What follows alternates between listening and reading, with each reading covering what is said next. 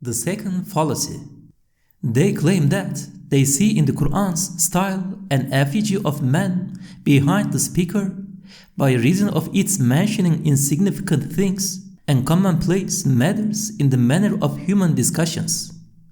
But do these people who close their eyes to the truth not know that speech looks to the speaker in only one respect, and to the one addressed in several, as is required by eloquence, which is to speak in accordance with the understanding of the one addressed? Thus, since the one addressed is man, and what is discussed is his circumstances, and the aim is to ensure that he understands it, the Qur'an assumes the garb of human style, blended with human emotions, and called divine condescension to the minds of man, to put man's mind at rest. You surely know that when you speak with a child, you have to speak in childish language. If you were to ask, aren't the triviality and baseness of things opposed to the sublimity of divine power and purity of divine speech? You would be told, their insignificance, lowliness, ugliness, and so on are only in regard to their outer face and the face that looks to us and appears to our superficial view. Apparent causes have been put to act as intermediaries in this aspect to absolve divine sublimity of any fault. However, the inner face of things is entirely translucent and exalted. This aspect is the locus of divine power, and there is nothing outside it. Thus, on the one hand, divine sublimity necessitates the placing of causes outwardly, and on the other, unity and dignity demand that power and speech encompass all things. However, a Qur'an written in minute particles on an atom is no less eloquent than a Qur'an written in the ink of the stars on the page of the heavens. And the creation of a gnat is of no lesser art than the creation of an elephant.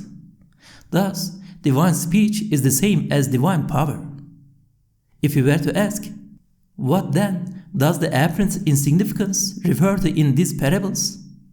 You will be told, it refers not to the one relating to parables, but to the ones portrayed, and the closer the parables are to the things portrayed, the better they are, and the higher the level of speech, and the more elevated the order of the eloquence.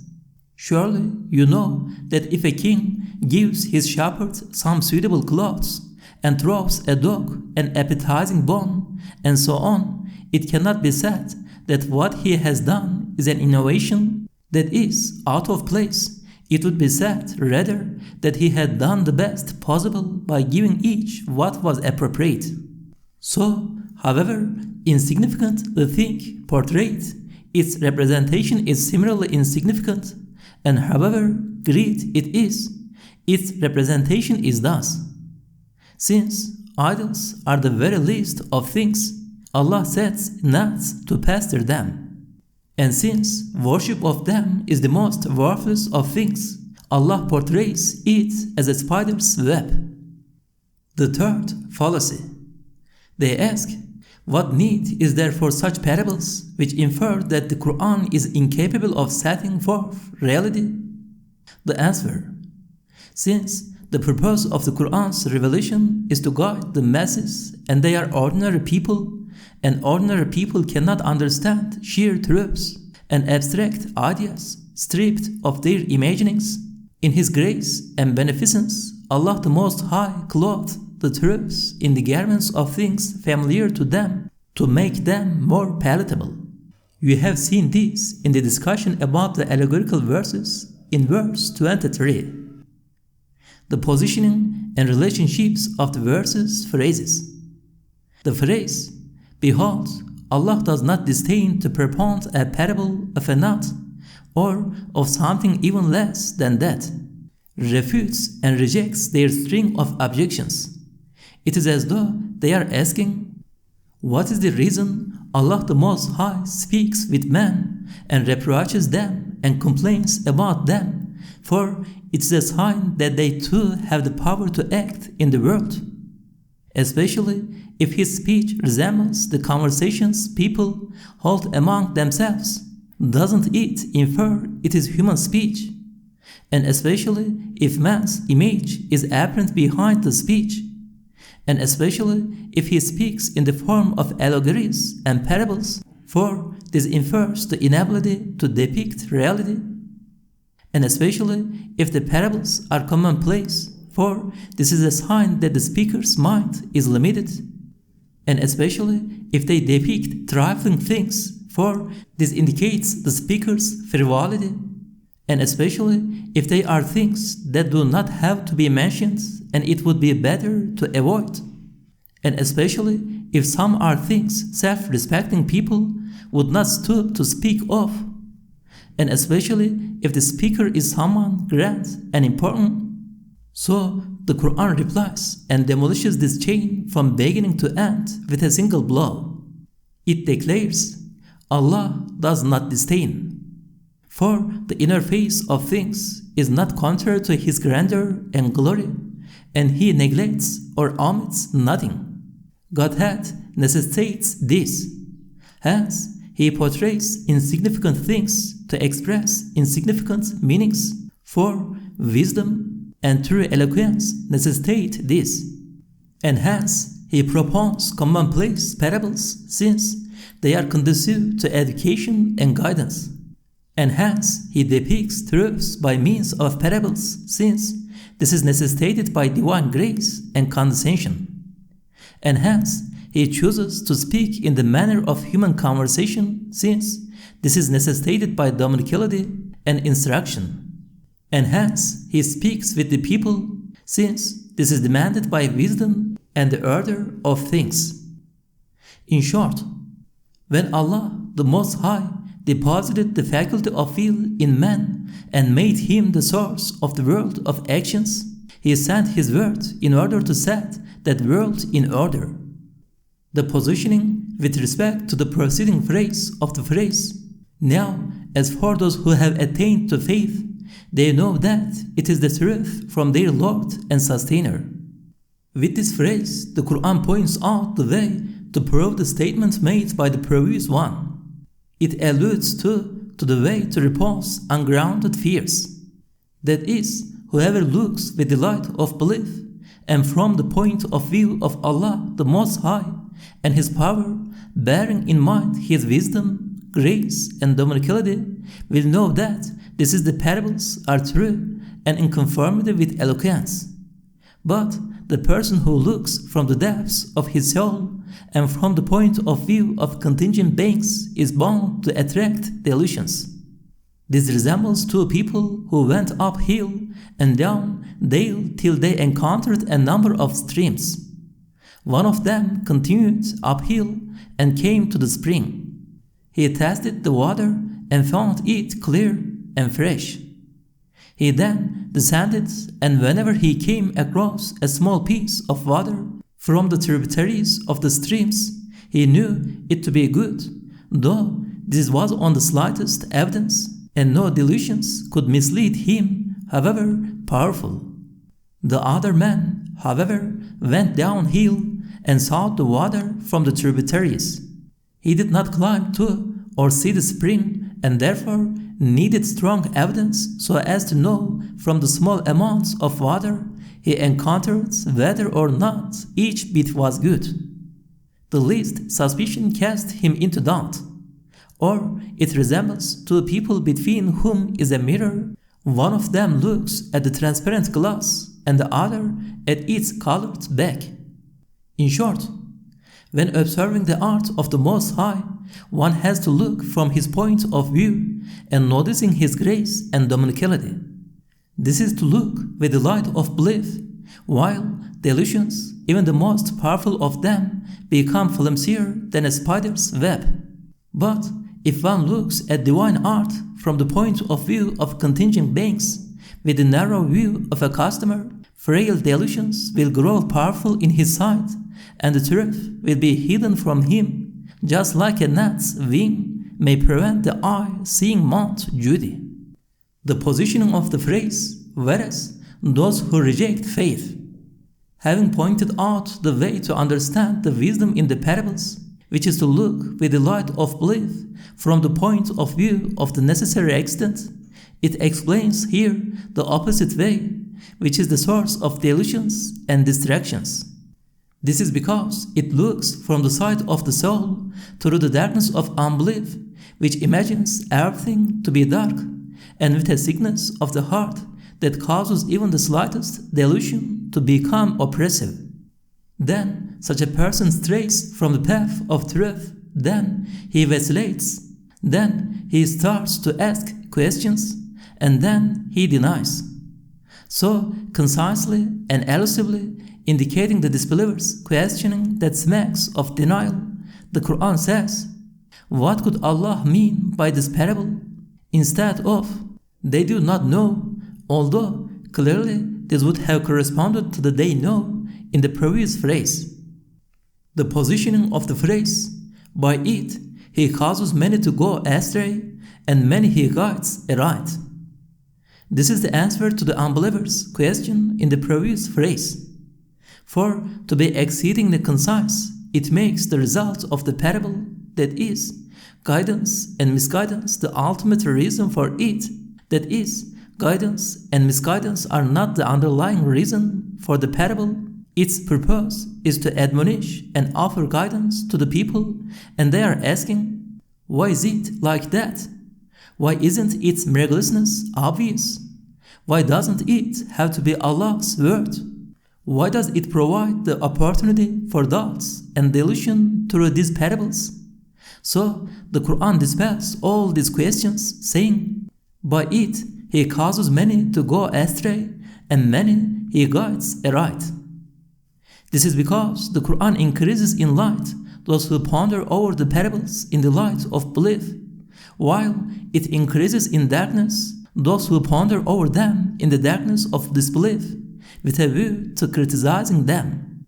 And this is because the Qur'an is speculative and not obvious. And this is so that elevated pure spirits may be distinguished from lowly turbid ones. And this is so that eminent dispositions may be differentiated through their progress from weak ones. And this is so that sound natures may be picked out through their development, striving, and exertion from among corrupted rotten ones. And this necessitates man's examination. And this requires his being tested and tried.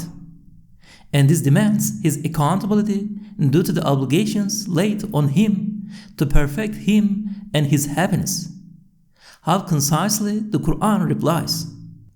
If you were to ask, you say that the obligations laid on human beings and their accountability are to secure their happiness, but they are the reason for most of them being wretched. If it hadn't been for this accountability, there wouldn't have been such an enormous difference between people. You would be told, just as Allah, the Most High, entrusted man with the faculty of will and charged him through it to form the world of voluntary actions, so too he made this obligation the means of watering the unlimited seeds planted in the human spirit and their germination. If it were not for that obligation, those seeds would not sprout. If you study the history of mankind deeply, you will see that all advances of the human spirit and divine perfecting of the conscience and progress of the intellect and the productive advances in thought, which are so great as to be astounding, have occurred only due to man's accountability and those faculties being awakened by the sending of prophets and the fecundation of religious laws and the inspiration of the religions. Had it not been for them, human beings would have remained as animals, and those perfections of the conscience and moral virtues would have been non-existent. A minority accepted the responsibility and undertook the obligations voluntarily, and they both won happiness for themselves and were the means of the happiness of the human race. As for the majority, quantitatively, even though they may have disbelieved in their hearts and in those areas in which they were free, since not every attitude and attribute of every disbeliever arises from his disbelief, because the prophets aroused the sensibilities of the human conscience and awakened its moral sense The sacred laws they brought have been heeded, and their works are known, and the majority has willingly accepted some of the obligations with which man is charged. If you were to ask, how can happiness for the few and wretchedness for the majority be happiness for the human race, that the Sharia may be a mercy? For the happiness of the human race could be attained only through the happiness of all, or at least the majority. You will be told, if you have 100 eggs and you put them under a hen and 20 hatch and 80 do not, wouldn't you say that you had brought the species up to full strength? For 20 living chicks are equal to thousands of eggs. Or if you have 100 date stones and you plant and water them, and 20 become towering date palms, while 80 rot, wouldn't you say that the water was happiness for the species? Or if you have some metal ore and you smelt it, and 1/5 becomes gold, and the rest turns to dross and ashes, isn't the fire the means of its perfection and excellence? You can make further examples in the same way. Consequently, it is only through striving that elevated sensibilities unfold and high morals develop, and it is only through the confrontation of opposites and competition that things are perfected. You surely know that if a government or state exerts itself, its courage grows, but if it gives up striving, its courage expires. That is, if it abandons jihad, it loses its courage and enterprise. Reflect on this.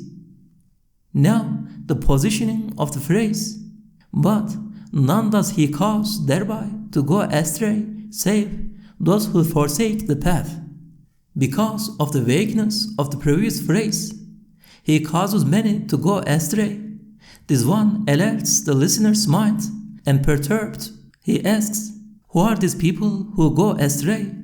What is the reason? And how can darkness come from the light of the Qur'an? So the Qur'an answers, they go astray because they are depraved and have deviated from the right path. Misguidance is the penalty for their depravity, and because of it the light becomes fire for them and the brightness darkness. You surely know that sunlight purifies filth. Various aspects of sinfulness, depravity are described in the following verse.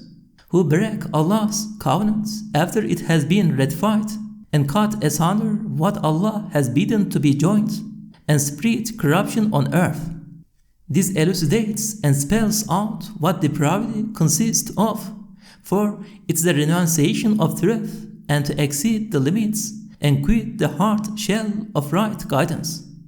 It is either excess or deficiency in the three powers of intellect, anger, and animal appetites.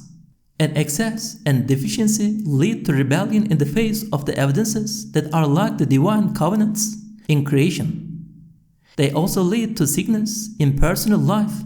The first attribute in the above verse indicates this. So too, they incite rebellion in the face of social life and break the bonds and laws of society. The second attribute indicates this. They also cause corruption and revolution which spoil the order of the earth, as indicated by the third attribute. Yes, when his intellect exceeds the bounds of moderation, the depraved person breaks the bonds of the tenets of belief and smashes their strong shell, that is, eternal life. And when his power of anger oversteps the mark, he smashes the shell of social life. And when his power of animal appetites exceeds the limits, and he follows his desires, compassion for his fellow humans vanishes from his heart, and he corrupts the people and makes difficulties for them in whatever he becomes involved in, and causes harm to the human race, and spoils the order of the earth. The positioning of the phrase, this it is that shall be the losers. Having mentioned the crimes of the depraved and scared them, the Qur'an reinforces its threat by mentioning their ends and punishments so as to scare them more effectively. And it says, they make a loss by trading the hereafter for this world and exchanging guidance for their own caprices.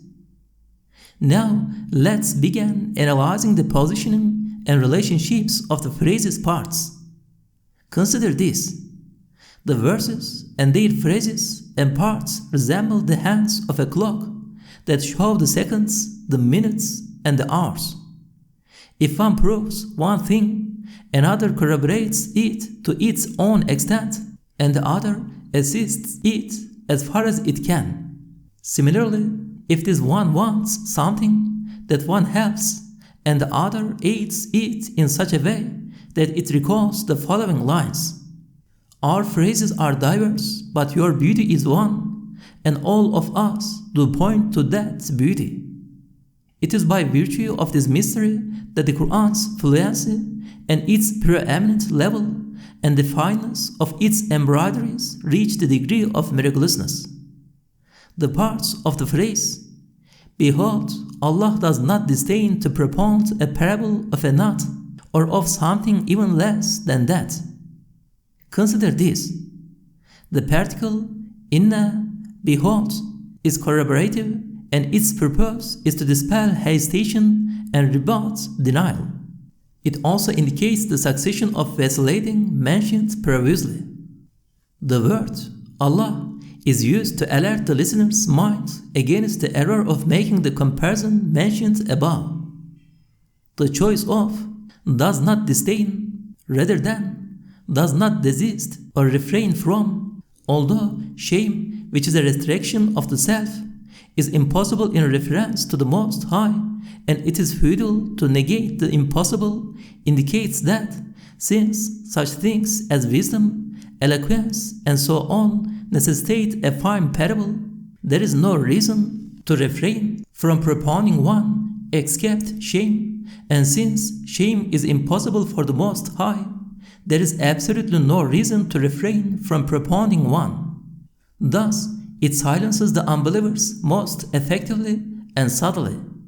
Moreover, it alludes by means of the literary device by which similar forms express different meanings, called mushakala al-suhba, to the foolish words they were saying. Isn't Muhammad's Lord ashamed by these parables about trifling matters? That is, the Qur'an uses the expression they used in order to refute what they were saying. The choice of, to propound, rather than, of lowly parables, although the latter would have been more appropriate, indicates a stylistic subtlety, which is that a parable resembles striking a seal in order to affirm and authenticate something, or minting a coin to set the value and credibility of money. And this suggests that fine parables and comparisons repel doubts and suspicions. Similarly, it indicates that parables are a well-known and valued device for propounding examples is an acknowledged method. Furthermore, the choice of, to propound, which is in the imperfect tense rather than the verbal noun darb, although this is more concise, is to indicate that the source of the unbelievers' objections is the triviality of the thing represented in the parables, not the parables themselves, which are useful. For being a verb, to propound is not independent, it seems insubstantial, so the mind passes lightly onto the object. However, because the verbal noun, darb, is independent, it is dense and impedes the mind. The word, a parable, alludes to the particular attribute of parabolic comparisons, which is to depict abstract things with concrete ones, and represent the imaginary with the real, and portray the hidden with the manifest. And this is a sign that they repel doubts and suspicions. The indefiniteness of a parable indicates that what is noteworthy is the parable itself, not the character which is related to what is demanded by the context or the situation of the thing it depicts. The generality of what indicates that the rule of parables is a general one, so that the reply should not be considered particular to their objections, and it should be understood that the things depicted will take whatever form necessitated and deemed appropriate by the science of rhetoric. The specific mention of and not looks to the frequent parabolic use of them by the masters of eloquence in such expressions as smaller than a gnat, stubborner than a gnat. He asked me for a gnat's brain, rather than a gnat's brain. The gnat told the bee, hold on tight, and I will fly off. In Allah's sight, the world is not equal to a gnat's wing, and so on. It also suggests the flimsiness of their thoughts. The meaning of something even less than that is what is smaller than it in size, or what is of higher value according to eloquence, or what is lower in both value and size. Also, the phrase infers that small things are more remarkable in the view of eloquence and more exquisite in their creation. Consider this. The parts of these phrases are like silken threads, which being brought together display a fine embroidery. Now, the parts of the sentence, now, as for those who believe, they know that it is the truth from their sustainer, whereas those who reject faith say, what could Allah mean by this parable? Consider this. The conjunction fa, now, expresses the branching or ramification of this sentence from the previous one, and this indicates an implied proof which yields this sentence with its two parts. That is, Allah does not refrain from propounding parables because eloquence requires them, and people who are fair-minded know that they are eloquent, true, and Allah's word, while those who obstinately resist them do not know the wisdom in them, so are hesitant and ask about them, then deny them, then they look on them as trifling. Consequently, since the believer is fair-minded, he affirms that the parable is Allah's word, while because the disbeliever is obdurate, he asks, what is the use of this? Since, as for expresses condition and consequence, here it indicates that the predicate, they know that it is the truth, is the necessary consequence of the subject. Those who believe, that is, the predicate to know the truth, is characteristic of the subject, those who believe. The use of those who believe instead of the believers is a clear indication that belief is the reason they know it is the truth, just as knowing it to be the truth is belief. And the use of that it is the truth, rather than that this is most eloquent, although it would have been more apt in this context, alludes to the logical conclusion of their objections, for their purpose is to deny that the Qur'an is Allah's word. The restriction expressed by that it is the truth, that is, that being right is restricted to that parable, is a sign that contrary to what they claim, it is only this parable of the gnat that is approved by the science of rhetoric and not found disagreeable. Accordingly, another metaphor would not be acceptable even if free of defect, for freedom from defect does not prove the perfection of a thing. The phrase, from their sustainer, indicates that their aim and purpose is to deny that the parable is revealed by their sustainer. The conjunction, as for, in, whereas those who reject faith, signifies emphasis, corroboration, and particularization. The substitution of those who reject faith for the disbelievers, although the latter is more concise, infers that their denial arises from disbelief and leads to it, as has been mentioned. And they say is used rather than, but they do not know, although as has been mentioned the latter is clearer because to make allusion is more succinct, that is, the person who disbelieves does not know the truth, and this causes him to waver, and this leads firstly to denial, and then to asking disparaging questions.